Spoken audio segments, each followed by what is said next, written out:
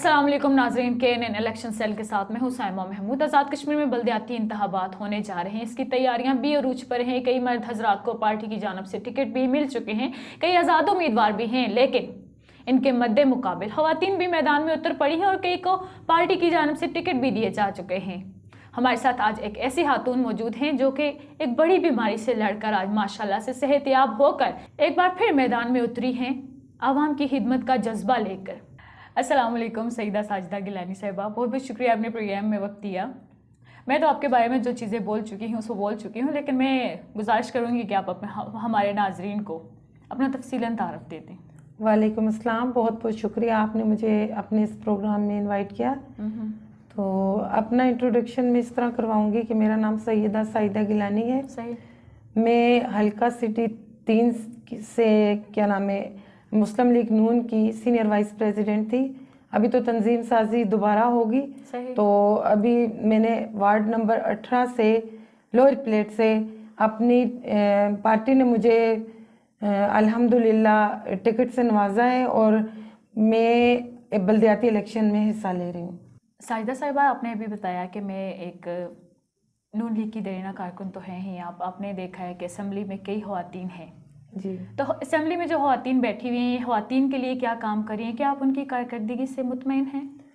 जी, जो असम्बली में बैठी हैं बाज़ तो अच्छा काम कर रही हैं, लेकिन कुछ जो हैं वो हमारी उम्मीदों पर पूरा नहीं उतरी हैं। दरअसल ख़वातीन जो हैं अगर उनको सीट मिल जाती है असम्बली में वो बैठती हैं, वो ख़वातीन के लिए काम करना उनका बनता है कि ख़वातीन के मसाइल, ख़वातीन के तमाम जितने मसाइल हैं उनको वो आगे फोरम पर लेके जाएं, असम्बली में आवाज़ उठाएं।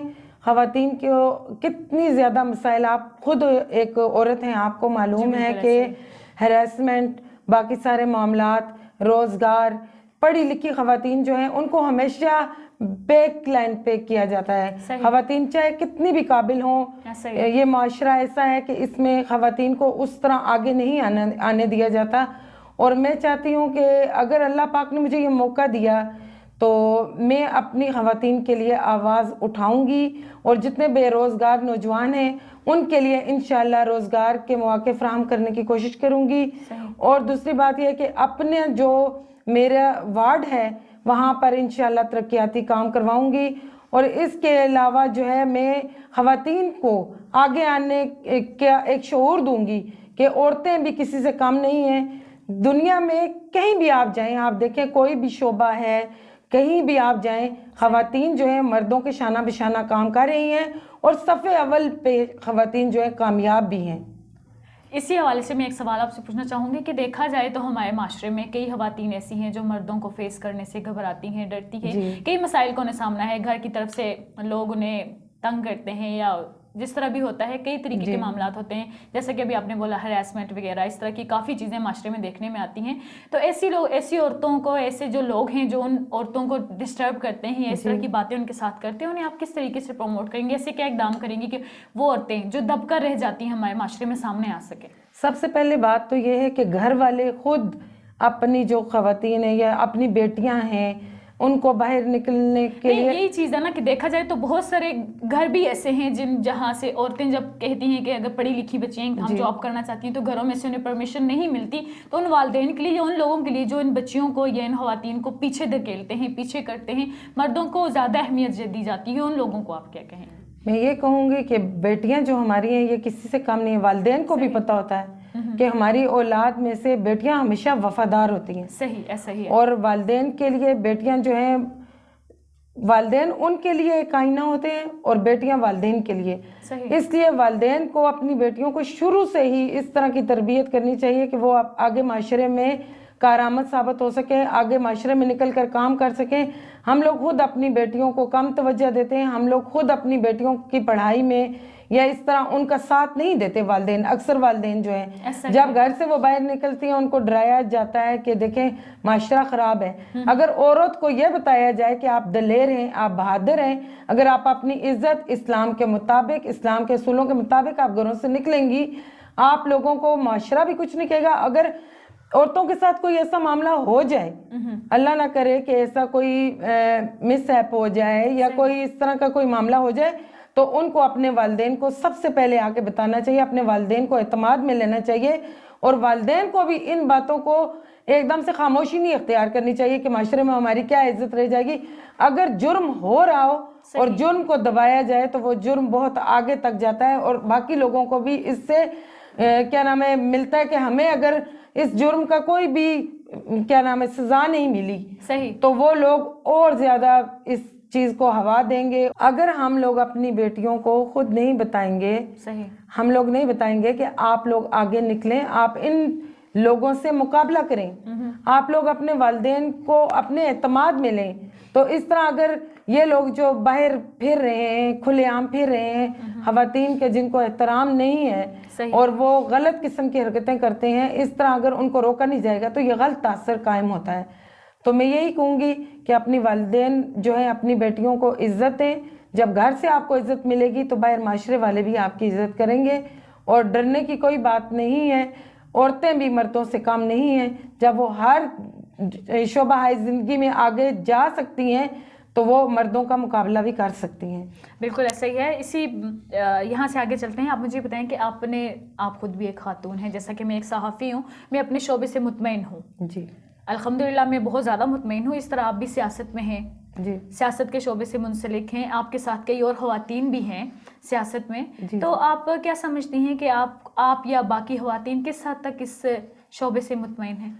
अल्हम्दुलिल्लाह, ये शोबा तो चलो सियासत तो अगर ये की जाए तो ये इबादत है, इबादत के तौर पे की जाए ये इबादत है। सही। और कुछ लोग इसको इबादत के तौर पे नहीं लेते। सियासत से आने से पहले भी हम लोगों में एक दिल है, इंसानियत है। बिल्कुल। और हम नबी पाक की उम्मत हैं अल्हम्दुलिल्लाह कि हम लोग मुसलमान हैं, और मुसलमानों के दिल में हमदर्दी, तो जब हमारा दीन हमें सिखाता है कि इंसान जो है इंसानियत के लिए पैदा किया गया है, हकूकुल इबाद के लिए पैदा किया गया, तो शुक्र है अल्हम्दुलिल्लाह कि जो भी मेरे सुनने वाले हैं, मेरे जानने वाले, उनको पता है कि साहिदा गिलानी कैसी औरत है, और मेरे दिल जो है वो अवाम के लिए शुरू से ही धड़कता है। और इंशाल्लाह के मैं जो हूँ, मैं एक अज़म लेके निकली हूँ। सही। मेरे इरादे पुख्ता हैं, और आप देख लेंगे अल्लाह पाक ने अगर मुझे सुरखरू किया तो मैं इंशाल्लाह भरपूर कोशिश करूँगी कि मैं जो बाकी स्याह दबे लग जाते हैं ना सियासत में, बाज लोग आते हैं तो जीत जाएं, तो वो लोग काम नहीं करते हैं। और मेरा तो अभी से एक मिशन है, मंशूर है, हमारी पार्टी का भी है कि काम करना है, और कायदे आज़म का भी कॉल है कि काम काम काम और बस काम। आपको शायद मेरी हेल्थ इश्यूज़ का नहीं पता है कि मैं कैंसर सर्वाइवल पेशेंट हूँ। लास्ट स्टेज कैंसर मेरा डायग्नोज हुआ था, और मैं कैंसर से लड़ी हूँ। और अल्लाह पाक ने मुझे, अगर मैं ये समझती हूँ कि अगर अल्लाह ने मुझे ये ज़िंदगी दी है, शायद इसी नेक मकसद के लिए दी होगी कि मेरा कोई इरादा नहीं था, लेकिन अल्लाह पाक ने रास्ते खोले हैं, और मेरी पार्टी ने मुझ पर एतमाद किया है, मेरे कायदीन ने। मैं उनका शुक्र अदा करती हूँ। मैं अपने कायदीन का बहुत बहुत शुक्रिया अदा करती हूँ कि उन्होंने मुझे इस काबिल समझा, और मैं अपनी जमात के लिए आज से 13 साल पहले जिस तरह की कारकुन थी, आज भी मैं उस पार्टी के लिए उसी तरह वर्क करूँगी, उसी तरह की कारकुन हूँ, और इंशाअल्लाह ताला मैं अपनी पार्टी का नाम रोशन करूँगी। मुझे मौका मिलेगा। और मैं आपको बताऊं कि मैंने अपनी बीमारी को इसमें नहीं लाया कि मैं बीमार हूं या क्या है, मुझे अल्लाह पाक ने मौका दिया है, और शायद इस नेक काम के लिए मुझे अल्लाह पाक ने मौका दिया। मैं सोशल वर्क तो बहुत करती रही हूँ आज तक। मैं अल्हम्दुलिल्लाह मुझे कोई शर्मिंदगी नहीं है, मैं अपने रब के सामने सुरखरू हूँ, मैं अपनी आवाम के सामने सुरखरू हूँ, जो मुझे जानते हैं, जो मुझे लेके जाते रहे हैं कि हमारा ये काम है।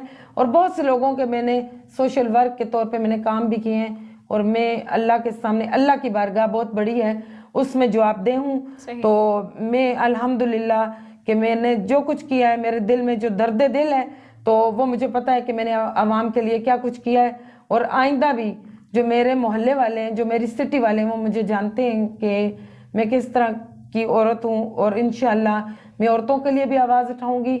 मेरे जवान बच्चे हैं, यूथ है, मैं उनके लिए आवाज़ उठाऊँगी इंशाअल्लाह। बूढ़े जो हैं, हमारे बुजुर्ग जो हैं, मैं उनको साथ लेके चलूँगी। मैं अपने जो बुजुर्ग हैं उनका एहतराम करती हूँ, और मुझे पता है कि बुजुर्ग जो हैं उनकी जो, मेरे ख्याल में जो उनके कौल हैं, जो उनके अकवाले ज़री के तौर पे मैं उनको कहती हूँ कि उनकी जो शफ़क़त है वो मेरे सर पे है। मैं जहाँ भी जाती हूँ अल्हम्दुलिल्लाह लोग मेरे सर पे दस्ते शफ़क़त रखते हैं, चाहे वो छोटे हैं, मेरे बच्चे हैं, चाहे वो जवान है मेरे भाई हैं, चाहे वो बुजुर्ग है मेरे वालिदैन की जगह है, इंशाल्लाह उनको पता भी चल जाएगा।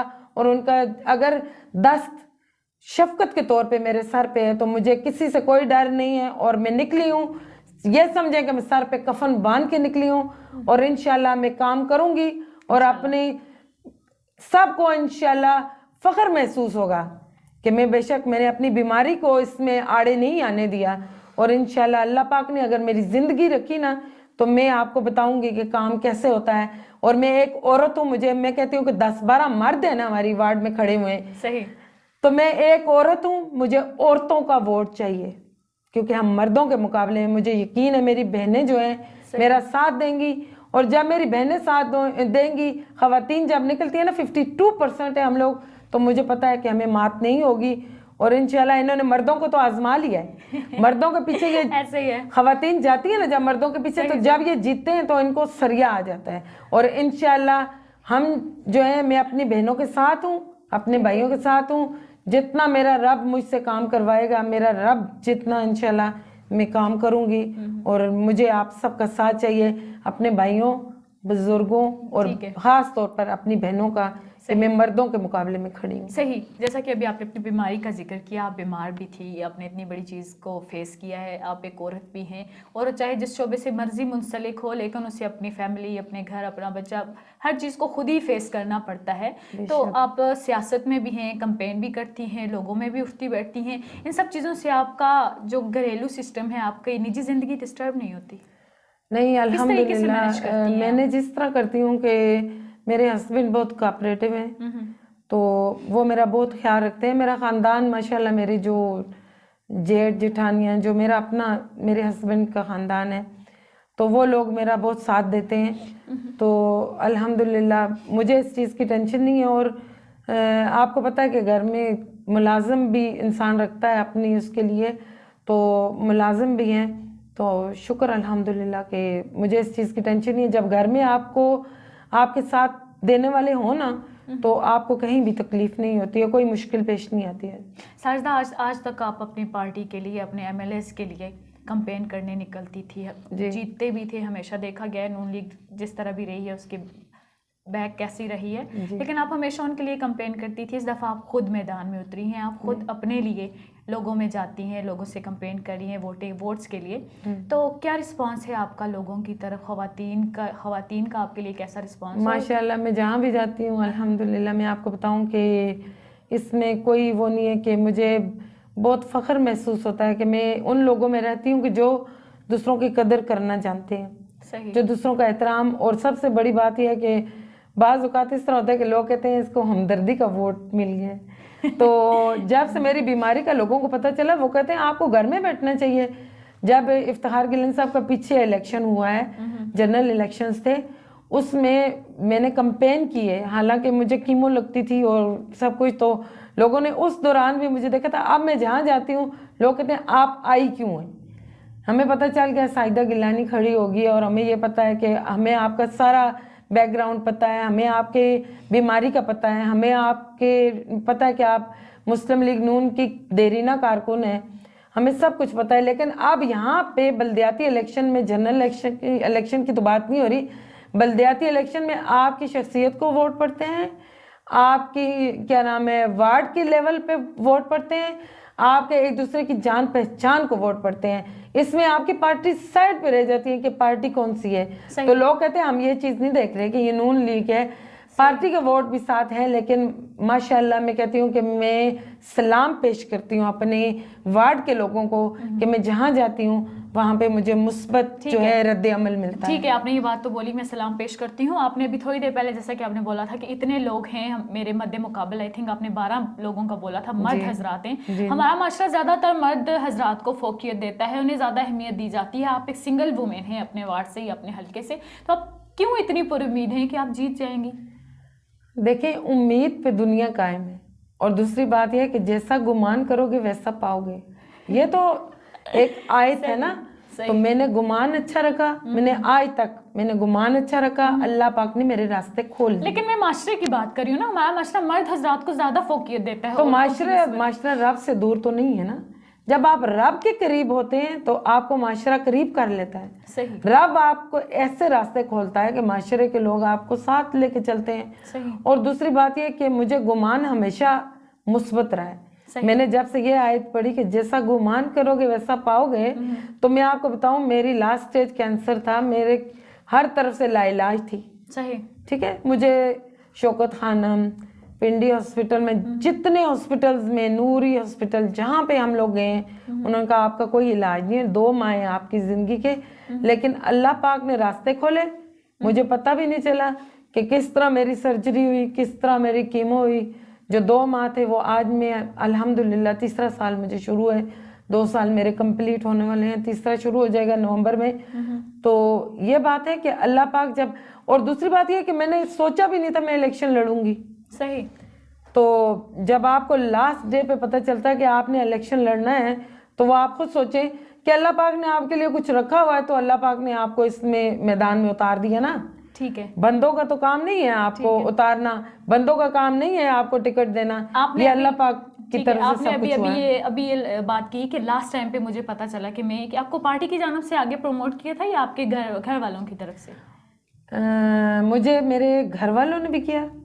ठीक है, नहीं, मेन डिसीजन अभी आपने बोला ना कि मुझे एंड टाइम पे पता चला, दरअसल लास्ट स्टेज पे पता चला, तो इसका जरा इसकी वजाहत कर दें आप। अच्छा, मैं आपको ये वजाहत करती हूँ कि हमारे वहाँ पे एक हमारे आज़ाद उम्मीदवार है, मेरे भाई हैं, काबिल एहतराम है मेरे लिए, हर जगह पे उन्होंने हमारा साथ दिया। असगर निसार मीर साहब वो आज़ाद उम्मीदवार के तौर पे सामने आए। वैसे ही कुछ अर्सा पहले मैं उनके घर गई थी, तो कुछ काम था, उन्होंने मुझे कहा आपका भाई यहाँ से वोट लेगा, आपसे यहाँ पे लड़ेगा। मैंने कहा असगर भाई अगर आपकी बहन खड़ी होगी, वो तो मैंने वैसे ही बात की थी, मैंने कहा अगर आपकी बहन खड़ी होगी तो आपको मेरे हक में बैठना पड़ेगा। तो वो कहने लगे नहीं नहीं साइदा आप मुझे वोट देंगी। सही। ये बात होगी, बात खत्म होगी।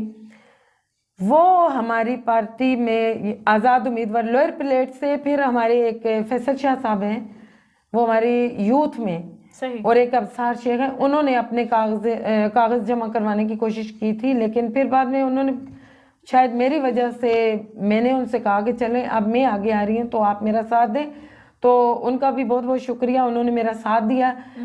मेरे घर वालों ने कहा कि क्यों हम आज़ाद उम्मीदवार, क्यों मुस्लिम लीग नून के पास कोई ऐसा वर्कर नहीं है कि जिसने काम किया हो लोअर प्लेट से, जिसको टिकट दिया जाए। तो आप इस जो आपको टिकट मिला है, आप इसका क्रेडिट किसे देंगे? मैं इसका क्रेडिट सबसे पहले तो अपने हस्बैंड को दूंगी, सही। अपनी फैमिली को दूंगी कि उन्होंने मुझे रात के टाइम मुझे बिठाया, मुझे कहने लगे कि आप क्यों आज़ाद उम्मीदवार पे आप मुत्तफिक हो रही हैं, कल वो अगर जीत जाएंगे तो क्या पता वो नून लीग को के साथ शामिल होंगे कि नहीं, जहाँ पे अक्सरियत होती है वहां पे चले जाएंगे। तो अगर इस तरह होगा तो फिर आप क्या करेंगे? जाहिर बात है हम लोग तो देरीना कारकुन है, नजरियाती कारकुन है, हम लोग तो आगे हमें आना बनता है। हम अपनी जमात के नाम पे मर मिटने वाले लोग हैं, तो अपनी जमात के लिए मैंने कहा कि मैं तो कुर्बानी दूंगी अपनी जमात के लिए। जाहिर बात है मैंने टिकट लेना है, तो फिर मेरे पूरे ख़ानदान के सारे जमा हुए। उन्होंने मुझे कहा साइदा आप बात करें इफ्तिखार भाई से, क्योंकि कोई भी इस तरह नहीं आ रहा था सामने के, वो 2 बंदे जो मैंने आपको बताए हैं वो थे। लेकिन मेरे ख्याल में पार्टी हमारी जो कुछ लोग हैं वो मुत्तफिक हो चुके थे कि असगर साहब को वोट दिलवाने, और नून लीग जो है इनके साथ पैचअप कर रही है ये वो। तो फिर मैंने इफ्तिखार भाई के घर गई हूँ, मैंने उनसे बात की।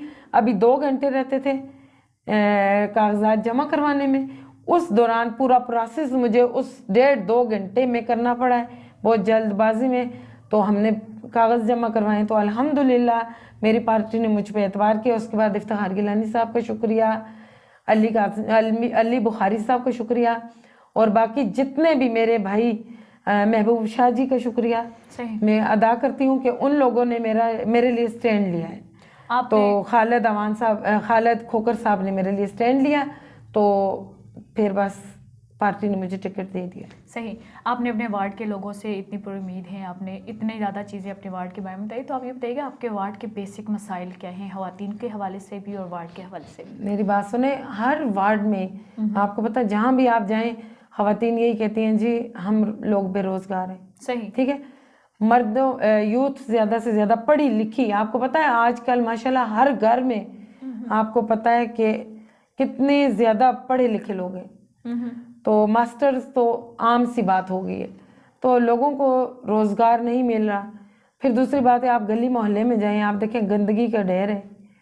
हमारे मोहल्ले जगह जगह से गलियां उखड़ी हुई हैं, जगह जगह मसाइल ही मसाइल हैं। आप देखें आजकल महंगाई कितनी है, तो लोगों को मौके फराहम करने, बाकी मामलात जो हैं वो यकसू करने। और जब शादियां होती है ना, हमारे मोहल्लों में इस तरह के लोग भी हैं कि जिनकी बच्चियां जो हैं जहेज की वजह से, अक्सर इस तरह होता है कि उनकी बच्चियां घर में बैठी रह जाती हैं, रिश्ते जो हैं वो लोग डर के देते हैं। फिर बहुत से मामलात होते हैं, सेहत के मामलात हैं। आप देखें सेहत के जो हमारी मेडिसिन हैं वो कितनी महंगी हो गई हैं। फिर हम लोग यहाँ पे CMH तक पहुँचना, फिर बाज़ औक़ात इस तरह होता है कि लोगों को मेडिसिन नहीं मिलती हैं, कुछ लोगों को डॉक्टर्स तक नहीं मुहैया होते। सही। अभी पिछले दिनों की बात है, हमारे मोहल्ले के एक आदमी है, उनको ब्रेन स्ट्रोक हुआ है, ठीक है। उनका ये हुआ कि उनको डॉक्टर CMH में एडमिट करके भी उनको डॉक्टर नहीं मिला। फिर उन्होंने एबटाबाद, इतवार का दिन था, संडे के दिन उन लोगों ने डॉक्टर्स के साथ रब्ता किया है, लेकिन डॉक्टर्स नहीं मिले। तो आप देखें ये छोटी बातें नहीं है मेरे नज़दीक। और फिर तालीम के मसाइल हैं, कुछ लोग फीसिस नहीं अदा कर सकते बच्चों की, इस तरह के मसाइल। अगर कुछ लोग बुक्स नहीं ले सकते, ये हमें छोटी छोटी बातें लगती हैं, लेकिन जिनके घर के मसाइल हैं ये बहुत बड़े मसाइल हैं। जब हम किसी ऐसी जगह पे आते हैं, हम इन लोगों को भी साथ लेके चलेंगे। इन लोगों के इन मसाइल के लिए, जिस तरह कि आपने बोला कि जहेज की वजह से कई बच्चियां घर में रह जाती हैं, अस्पतालों में जाते हैं तो डॉक्टर्स नहीं होते, अद्वियात नहीं खरीद सकती, ये जो आपने मसाइल गिने, इन मसाइल के हल के लिए आपकी क्या हिकमत अमली होगी, क्या प्लानिंग आपने सोची होगी? जाहिर बात है आप आई हैं तो आपको पता होगा कि ये चीज़ें हैं, आपको ये चीज़ें भी पता हैं, तो इनके हल के लिए भी आपने कुछ सोचा होगा। सबसे पहले तो हम लोग ये देखेंगे ना कि कितनी हमारे मोहल्ले में कितने जो लोग हैं जिनकी बच्चियां हैं, हम लोग राब्ते में रहेंगे। और कुछ लोगों के साथ तो हमने अल्हम्दुलिल्लाह मैं चली भी हूँ, जहेज फंड वगैरह, ये जहेज फंड का भी सिलसिला है। बाकी कुछ लोग ज़कात देते हैं। मैंने इस मरतबा रमज़ान में अल्हम्दुलिल्लाह बहुत से लोगों का काम किए हैं, सही, और वो देख भी रही होंगी और उनको पता भी है कि मैं कितने लोगों के साथ चली हूँ। कुछ लोगों के ईद के कपड़े नहीं थे, तो उनको पता है, जो देख रहे हैं। बस बताने की ये बात नहीं है, लेकिन पहले भी मैं ये वर्क करती रही हूँ। और इंशाल्लाह जब तो मेरे हाथ में कुछ होगा तो मैं उन लोगों के निशानदेही करूँगी सबसे पहले कि किन किन लोगों को किस किस कैटेगरी में डालना है। सही। फिर हम लोगों की गलियाँ हैं वो देखेंगे कि किस किस बंदे को किस किस जगह पे हम रोज़गार इस तरीके से फराहम कर सकते हैं। सही। फिर मैं आपको एक बात बताऊँ, कुछ ख़वातीन ऐसी हैं कि जो काम करना चाहती हैं, छोटी छोटी उनको शॉप्स बना के हम लोग, आपने देखा गली मोहल्ले में, हमारे मोहल्ले में एक मुफ्ती मासी हैं, सही, वो शॉप में बैठती हैं, सुबह बैठती हैं, वो बूढ़ी हैं, माशाल्लाह उनका काम सही चल रहा है। मेहनत करने इस तरह का मेहनत जो है ना, मेहनत में अजमत है। और जो बच्चे हैं जिस तरह भी मैं जिसके काम आ सके, मैंने ये सोचा है कि छोटे छोटे चले आप ढाबा टाइप ही, सही, आप उनको बना के दें तो आप काम चल सकता है। इस चीज को कोई मायूब ना समझे। सही, मेहनत में अजमत है और मेहनत कोई ऐब नहीं है। ठीक है, आपने वो और औरत की बात की, वो एक बुजुर्ग खातून है, वो बैठ सकती है, उनके लिए इतने मसाइल नहीं होंगे। लेकिन आप जो हमारी यंग लड़कियां हैं, नौजवान लड़कियां हैं, ये जब इस तरह के काम करेंगी, सामने आती हैं, मार्केटिंग में आती हैं, तो इनको लड़कों के हवाले से या माशरे के हवाले से काफ़ी चीज़ें फेस करनी पड़ती हैं। सबसे बड़ा ये चीज़ के उनको लोग तंग करते हैं, हरास करते हैं। इस चीज़ का रोकथाम के लिए आप क्या करेंगे? हाँ, हम लोग साथ हैं और हम लोग रोकथाम के लिए, जाहिर बात है कि मैं आपको एक बात बताऊं, अभी पिछले दिनों हमारे मोहल्ले में मनशियात की बहुत ज़्यादा, लोअर प्लेट में जिन्ना हमारा पायलट स्कूल है, वहाँ पे गढ़ बन गया था, ठीक है। वहाँ पे मनशियात फरोश भी एक्टिव हैं और बच्चों को इस तरफ इस लानत में डाला जा रहा है। सही। पिछले दिनों मैंने गश्त करना शुरू किया रात के टाइम, मुझे हमारे मोहल्ले के काफ़ी सारे लड़के कहने लगे आप ये काम क्या कर रहे हैं। मैं छड़ी लेके वहाँ पे जाती रही हूँ, पुलिस को भी इन्वॉल्व किया है। सही। तो ये बात है कि हम लोग इस तरह के काम करेंगे और मैं अपने साथ एक टीम बनाऊंगी बच्चों की, लड़कों की और औरतों के लिए। मिसाल ये है कि जिसको हम खोल के देंगे कोई भी शॉप या कोई भी इस तरह की चीज़, हम उनके साथ काम करेंगे। और दूसरी बात, ब्यूटी पार्लर, आप देखें लड़कियों को इतनी स्कीम्स आ रही हैं जो बिल्कुल फ्री हैं। ऐसा ही है। मैं लड़कियों को बताऊंगी कि आप लोग इसमें इनकम है, ब्यूटी पार्लर का काम मैं इनको सिखवाऊंगी, बाकी चीजें उसमें तो आप घर के अंदर रह के आप काम कर सकती हैं। आपको कोई भी हैरेसमेंट का आपको सामना नहीं करना पड़ेगा। ऐसा ही है। और ऐसे हम लोग इस तरह के कवानीन बनाएंगे, हम लोग खुद अपने बच्चों को साथ रखेंगे कि कोई भी किसी को जरूरत नहीं पैदा होगी कि किसी बच्ची को छेड़ सके। तो जब हम बाहर निकालेंगे हमने उस तरह के उसके सोल्यूशन भी निकालेंगे। तो और आप ये कह रही हैं कि बच्चियों को अगर हम लोग शॉप्स खोल के देते हैं, उनको वाकई लड़के इस तरह करते हैं, लेकिन हम आगे उनके लिए मौके और आगे उनके लिए इस तरह के इंतजामात करेंगे कि इस तरह का कोई काम नहीं होगा। आमरा लियाकत एक बच्ची है हमारी, पंजगरां साइड की है, वो इस्लामाबाद में उसने ढाबा खोला, लाखों वो कमाती है, वो बच्ची पढ़ी लिखी है, वो आपको मैं बताऊं कि माशाल्लाह बहुत लायक बच्ची है। उसका एक दफ़ा वो जल भी है, लेकिन उसने दोबारा वो काम शुरू किया और आज वो अपने पाँव पे खड़ी है। आपको पता है इस्लामाबाद मॉडर्न सिटी है, सही, हमारे मुजफ्फराबाद में तो फिर कुछ यही लोग चीज है ना कि इस्लामाबाद एक मॉडर्न सिटी है, वहाँ पे लोग ये सब चीज नहीं देखते, लेकिन यहाँ पे लोगों की सोच ऐसी नहीं है, वो औरतों को नहीं प्रमोट करते, औरतों को सामने नहीं आने देते। इसी हवाले से मैं नहीं, जब आप स्टेप उठाएंगे, जब आप निकलेंगे तो लोग भी इसमें आपका साथ देंगे। जब हम ये सोच ये हमारी होगी कि नहीं जी लोग इस तरह के हैं, लोग इस तरह के हैं, तो हम कभी आगे नहीं निकल सकते। जब हम लेके चलेंगे तो फिर आप खुद देखना कि आपके लिए रास्ते कैसे बनते हैं। अच्छा बताइएगा कि इक़्तिदार की निचली सतह पर मुंतकिली हो रही, इससे सियासी पार्टियों को क्या फ़ायदे और क्या नुकसान होंगे, साथ हमारी जमहूरियत को क्या फ़ायदे होंगे इससे? देखिए, जब निचली सतह पे इक़्तिदार मुंतकिल होता है ना, तो आप समझे कि वो अवाम का इक़्तिदार है। सही, जो आपका छोटा कारकुन है उससे लेके आपके बड़े ओहदेदार तक वो आपकी पार्टी मुंतकिल करती है इक़्तिदार। तो फिर हर बंदे का छोटे से लेके बड़े बंदे तक काम होता है। तो ये तो इक़्तिदार की एक खूबसूरती मुझे नजर आई है कि ये हुस्न है कि इंशाअल्लाह ताला अगर इक़्तिदार निचली सतह पे मुंतकिल हुआ तो काम होते भी लोग देखेंगे और लोगों को पकड़ते हुए भी लोग देखेंगे। ठीक है? अगर आप देखते हैं, आप बड़ी सतह पे जब जाता है तो आपको यही गिला होता है कि जी उन्होंने वोट तो ले लिए, वो जीत तो चुके हैं, लेकिन हमें मिलने वाला कोई नहीं मिल रहा। लेकिन इसमें ये मजा है कि आपको वो बंदा आपकी जगह पर मिलेगा, आपके वार्ड में मिलेगा, आपको उसको ढूंढने की जरूरत नहीं पड़ेगी।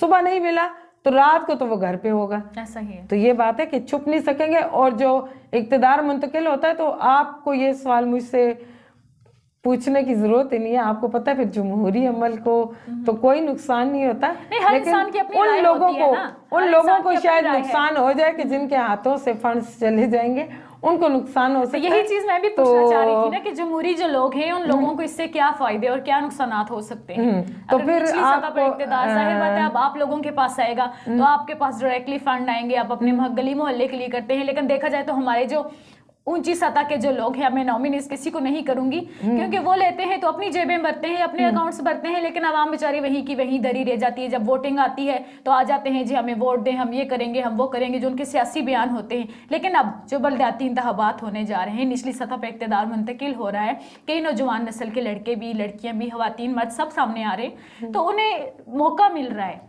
तो इस चीज से मैं कह रही हूँ कि उन लोगों को क्या नुकसानात हो सकते हैं या क्या फायदे हो सकते हैं? मेरी बात सुने, नुकसानात तो उनको ये होंगे कि फंड्स उनके हाथ में नहीं होंगे, लोग उनके पीछे नहीं होंगे। फिर बात ये है कि फिर लोग निचली सतह वालों के पास होंगे, वो कहेंगे जी हमारा ये काम करवाएं। और निचली सतह वालों का ये मसला होगा कि वो अपने पूरी वार्ड्स को देखेंगे, फिर आपको तरक्की होती हुई नजर आएगी।